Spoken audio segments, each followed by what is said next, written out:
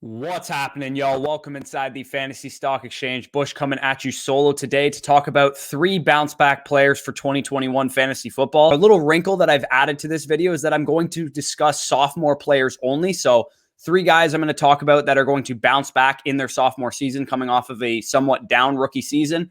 And then I'm going to go through a couple honorable mentions that will be talked about later, we've already talked about. So if you guys haven't already done so, please go down to the bottom of the video, like the video, comment down below any of your thoughts, and subscribe to the channel if you are new. We're on the road to 5,000 subscribers. We're hoping to get there by the start of August. So if you haven't already done so, please subscribe to the channel. We post fantasy content basically every day. Redraft, Dynasty, we do it all here. So make sure to sign up for Underdog Fantasy using code FSE to get free access to both of our draft guides. Dynasty Draft Guide live right now. Season-long Draft Guide live on July 15th. And you'll also get a free $25 to play with when you sign up using our code FSE. Link is in the description. We're going to hit the intro and we're going to get into the first guy.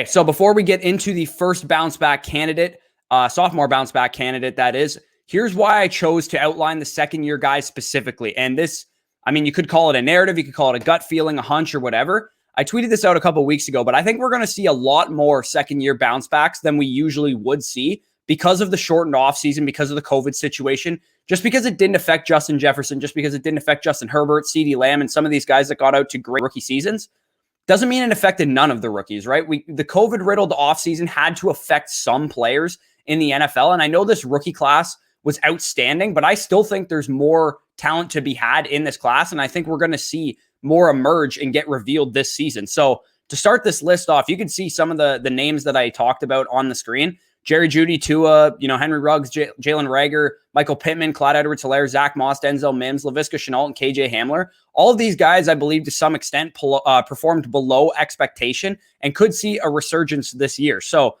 there's 3 guys that I believe strongly of the guys that I just mentioned in that list, though, and that's Tua, Henry Ruggs, and Zack Moss. And I'm going to start with Tua because he's a quarterback. I just figure I'll start with him. But let's look at Tua Tagovailoa. ADP of quarterback 19, pick 140 off the board according to Underdog ADP. I'm going to look at the Tua specific factors, so the micro factors of Tua's situation. When we take into context the COVID situation, there's probably not a single player in the NFL that had a harder transition in their rookie season than Tua Tagovailoa did, because all offseason last year, Tua was trying to recover from a hip injury and show NFL teams that he was healthy enough to play in the NFL and that they could feel comfortable using a top 5 draft pick on him like the Miami Dolphins did. We're talking about the hardest position in sports to transition from college to the pros. And I believe the ability that we saw at Alabama is much more, closer in line with what Tua's true natural ability is. He was my second-rated quarterback in that class, and he boasted a number of elite traits at Alabama, including accuracy, pocket manipulation, pocket presence, and some of his arm talent as well. I think he was a great prospect who had a down rookie season, and I think we're going to see a resurgence from him this year. When I watched him last year, you could really tell that he was behind from a development perspective. He probably needed more time to sit behind Fitzpatrick, and this guy went through a very difficult rehab the whole offseason leading up to the draft, and we'll make sure to discuss him with Dr. Edwin Porras when we go over injuries before the season. We're going to go over that in a couple weeks, and then probably again closer to the start of the season. But now that he's able to train for his job, you can visibly see the difference. I'm sure you guys have seen some of the pictures on Twitter of Tua's arms compared to what they were a year ago. You can see on the picture on the left there, he looks like he's a little smaller, and it looks like he's been hitting the gym a little bit in the weight room this past offseason. There's a number of pictures that he looks bigger physically. And those are all well and good, right? Those are all subjective factors that I can believe in if I'm a Tua believer. But here's the real reason why I like Tua as a bounce back. On top of all those micro factors, the fact that he himself is taking care of business, he's getting back to the quarterback he was at Alabama. We have the macro of the entire offense and what the Miami Dolphins did around him. Last season, this is what both Tua and Fitzpatrick were dealing with. You can see on the screen right now, number 22 in the league in receiver target separation, which is obviously bottom third of the league. Receiver yak per target as a quarterback, Tua saw the number 63 yards after catch among qualified quarterbacks, and he saw 23 dropped passes, which is about 2.3 per game in the 10 games that he played in. And the Dolphins' weapons, when you look at their weapons core last year, it was lackluster at best. The front office decided quickly that they needed an upgrade. They bring in Will Fuller, who ranked number 1 in the NFL in yards per target and number 2 in fantasy points per target. A guy who was number 7 in fantasy points per game among wide receivers when he was suspended. He now gives their offense a vertical element that he's been providing the Houston Texans offense with over the years. And we've seen Tua, fail to push the ball downfield, and this can really help him do that. And then we get to Jalen Waddle. Jalen Waddle was the number 6th overall pick in the NFL draft this past year, the most electric playmaker in college football. I believe what he can add to this offense is that yards after catch ability that we saw Tua lacking. He can provide that horizontal aspect of the offense. If Will Fuller's the deep guy, Jalen Waddle can stretch the field horizontally in the yards after catch game, in the screen game, on slants, on drags, all that stuff. And that'll make life easy on Tua as well. Plus, we have the added bonus that he's already played with Jalen Waddle during his time at Alabama. And that yards after catch can really help a quarterback's floor, because then you're relying on the playmakers to make the quarterback better for fantasy instead of the quarterback's true ability themselves, which is the question marks we have about Tua at this point. And they also add some tertiary pieces like my tight end 2 pre-draft and Hunter Long to help stabilize that part of the depth chart, the tight end 2 slot or the tight end 1 slot between him and Mike Gesicki. And they didn't draft Najee Harris. They didn't draft Javonte Williams. They didn't draft Travis Etienne to take the ball out of Tua's hands. They still have Myles Gaskin as their starting running back, and Myles Gaskin's actually a better receiving back than he is on the ground. So again, that is also going to contribute to Tua's fantasy output.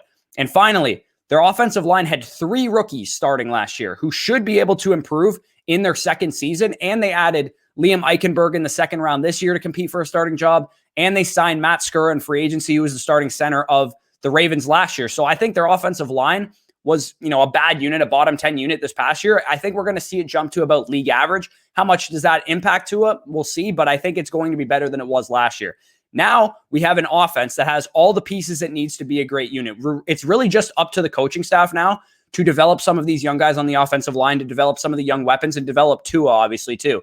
And I trust what Brian Flores has been able to do so far in Miami. All signs to me are pointing to Tua having a far better situation in 2021, especially now that Ryan Fitzpatrick is no longer looking over his shoulder for the starting job.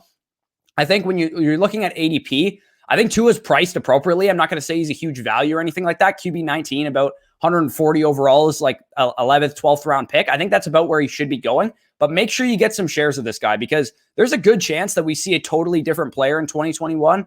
And I don't think this guy has a top 5 ceiling necessarily, but would it shock me if he does in his second year what Jared Goff did in his second year and jumps into that top 12 quarterback range? I don't think that'd be shocking at all, especially with all they did to add around him, which is what we saw the Rams do all those years ago with Jared Goff. So that's my thoughts on Tua. Now let's move on to Henry Ruggs, who I'm sure you guys know my infatuation with Henry Ruggs, but he has an ADP right now, 135 overall, wide receiver 60. So again, 11th, 12th round pick, 60th wide receiver off the board. And remember, this is best ball ADP that I'm using too, right? So Ruggs is a fast receiver. He's a boomer bust type of receiver. So I'd imagine he might even be going later in traditional season-long formats. But everybody knows how high I was on Ruggs coming out of school, right? He was my wide receiver 1 in the class. I comped him to Terry McLaurin. I think he has a tremendous ceiling. But looking at the situation objectively, not with my own scouting lens, he had a down rookie season last year, right? His volume wasn't exactly where I thought it was going to be. He was a guy I was touting could be a 100-target rookie receiver last year, because their offense didn't have that many options, and Nelson Aguilar was his main competition for target. But that being said, he only got 43 targets last year, but he was efficient as hell on those targets. He averaged 17.4 yards per reception and 10.5 yards per target, both ranked top 10 in the league. And in terms of target separation, anytime the ball was thrown at him at that point, where's the closest defensive back? He ranked number 1 in the NFL, showing that ability to use his speed, to use his route running, to get open. And when you're dealing with a quarterback like Derek Carr is not a guy that's going to throw into tight windows. And that's why I loved the fit of Henry Ruggs to Derek Carr, because Derek Carr, 1, was a good deep passer, and 2, doesn't like throwing in tight windows. And I thought Henry Ruggs would be a good match for his quarterbacking style. And when you look at that 10.5 yards per target specifically, that number actually put him on a list of rookies to average more than 9 yards per target, along with Justin Jefferson and Gabe Davis from this class.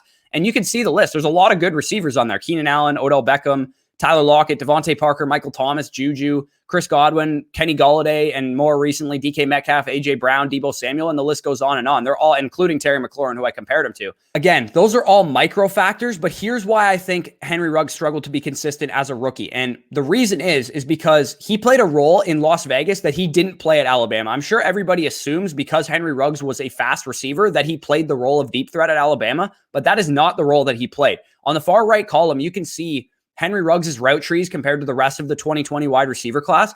And you can see by percentage, screens, slants, ins, and crossing routes all had, they make up almost half of his route tree, and go routes were like his fourth highest route. So we're looking at a guy that was used primarily around the line of scrimmage. They used him at Alabama, get the ball in his hands, let him use his speed, get him out after the catch, and let him make plays. And in Las Vegas, you can see his target breakdown on the screen right now. He had 15 deep targets, 9 medium targets, and 17 short targets, and only 2 targets behind the line of scrimmage. That deep percentage of 34.88% was the second highest among wide receivers in the NFL. It was only behind Marquez Valdez-Scantling with receivers with 40-plus targets. So we're looking at a guy in Henry Ruggs that was used primarily as a deep threat, which I predicted probably to be the case, given Jon Gruden's history with wide receivers and with fast receivers specifically. But a lot of people are going to, talk about the two narratives, right? One of two things is going to happen with Henry Ruggs in his second season.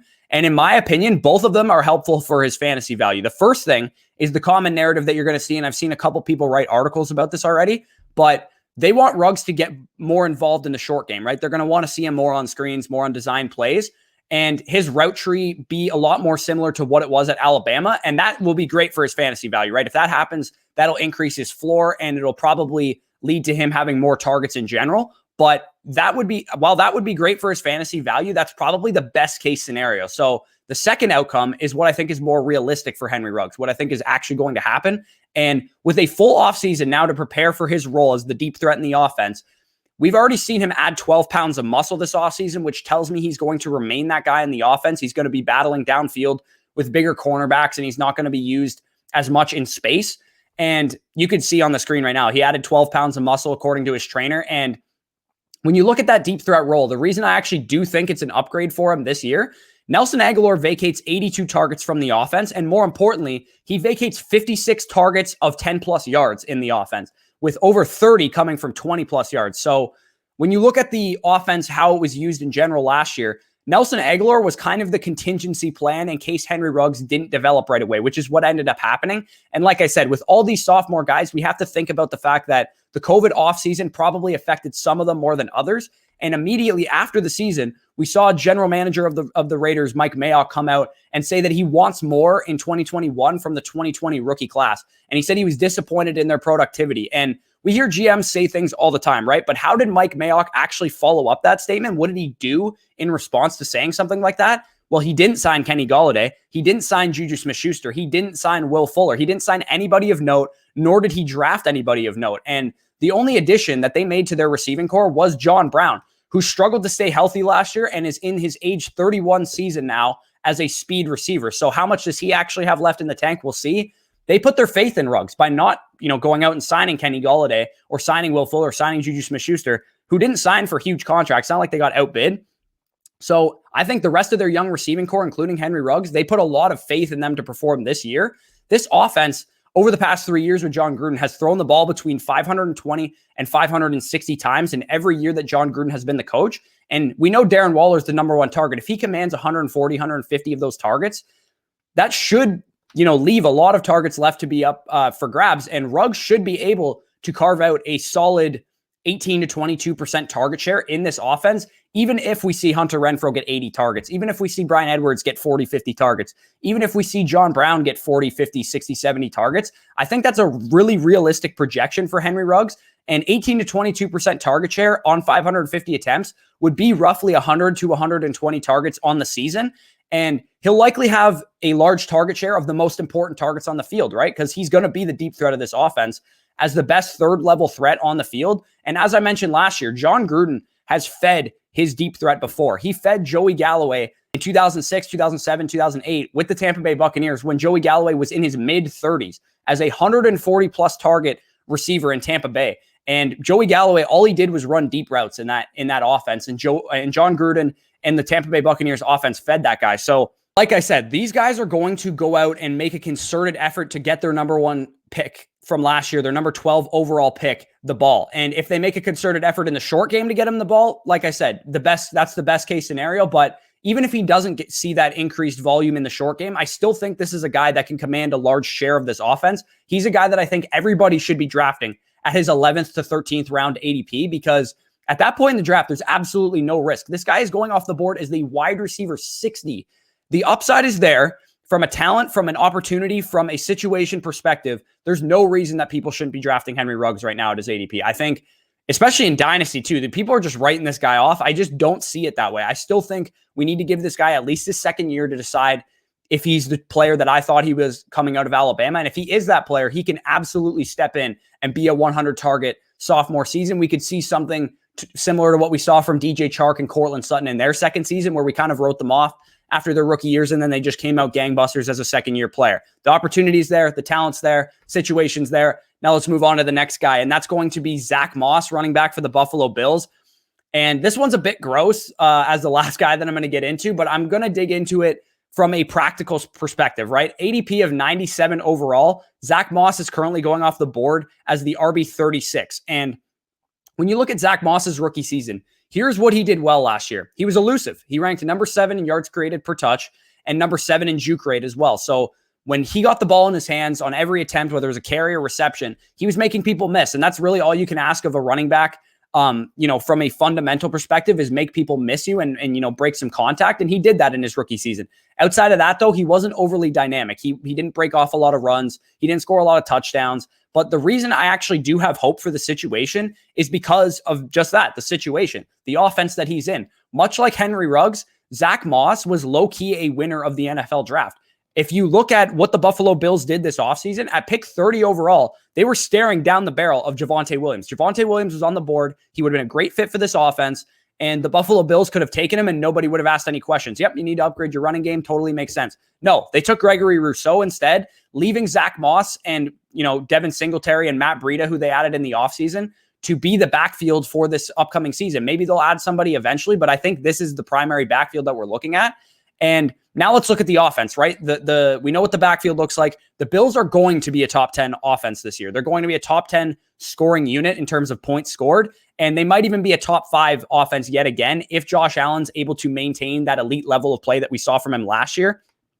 And if Josh Allen is an MVP candidate type quarterback, which is what I expect him to be, then we're looking at a situation that this offense could score 500 plus points. And anytime you have an offense like that, the pieces in the offense are going to be valuable. Stephon Diggs can't do everything. There's going to be other pieces in this offense that are valuable if the offense is this good. And when we're deciding between Moss and Singletary, right, these are the two primary backs in this offense.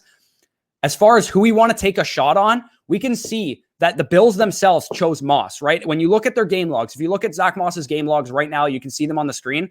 Everything that I have highlighted in yellow was a game that Zack Moss played the full game and he didn't fumble or didn't get injured. So in week 13 against San Francisco, Zack Moss fumbled on like the 3-yard line and it led to a scoring opportunity for San Francisco immediately. And Zack Moss was basically benched for the rest of the game. So I'm not going to include that game. And then in week 17 against Miami, the Bills rested their starters. So neither Singletary nor Moss played a big role in that game. So if you look at week 8 onward, minus those 2 games, you can see that in pretty much every game, I think just one game, did Devin Singletary actually outsnap Zack Moss. And in most games, he outcarried Devin Singletary as well. It looked like he was starting to establish himself as the main back in this offense. And to be honest, Zack Moss's rookie year kind of reminds me of David Montgomery's rookie year a little bit, but I am expecting him to be the primary ball carrier for a top 10, maybe top 5 offense in the NFL, maybe a top 3 or the best offense in the NFL next year.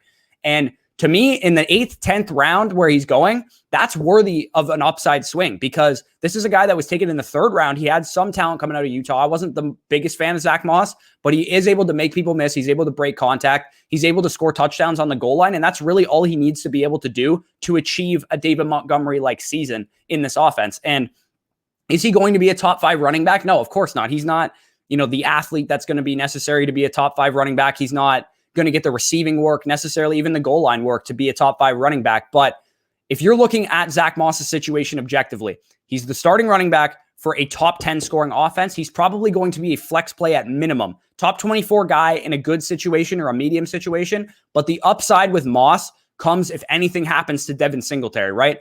Even if Zack Moss takes a step forward, his ceiling is probably only RB 15, 16, 17. But if anything happens to Devin Singletary, Zack Moss, we saw last year, he missed 3 games last year. And in his absence, Devin Singletary saw feature back usage. And Devin Singletary is a 200-pound running back who hasn't really shown anything in the NFL outside of being able to make people miss. He's not that good of a player in general. And with both of these guys, if either of them were to get hurt, the other guy vaults himself into top 15 to 18 consideration, with Zack Moss definitely having an even higher ceiling than that, potentially a top 12 ceiling. And as you can see on the screen, the usage that Devin Singletary saw, those 3 games that Zack Moss was out, 96% snap share, 89% snap share, 66% snap share, double-digit carries in every single game. He was running 25 plus routes in every single game. He saw, 13 targets over those 3 games. That is feature back usage. And if, like I said, even if Devin Singletary misses 6 games, not even the whole season, Zack Moss is going to be an RB2, maybe even an RB1 or a top 15 running back for those games that Devin Singletary is out.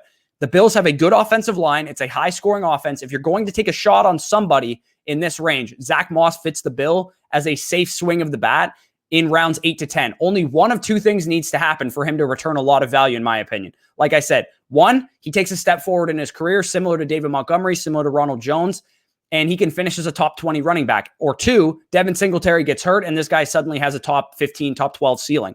So like I said, Zack Moss, I know it's gross, but this guy legitimately is being picked at his floor. RB 36 to me is his floor right now. And anytime you can say that about a player, they have to be a good value in drafts. If this guy has a bounce back in his second year, he could return top 20 value, top 24 value. And even if he just does that, he's returning value. And like I said, he has a big ceiling to boot. So a couple honorable mentions, and then I'm going to get out of here. Jerry Jeudy is in for an absolutely huge bounce back, in my opinion. So much so that I'm sure Danny is going to talk about him in a few days when he talks about sophomore breakouts. So Jerry Jeudy's bounce back might be even just considered a breakout, because his bounce back is just going to lead to him being a stud receiver. So I'm not even going to mention him on this show. I'll let Danny handle that in a couple days.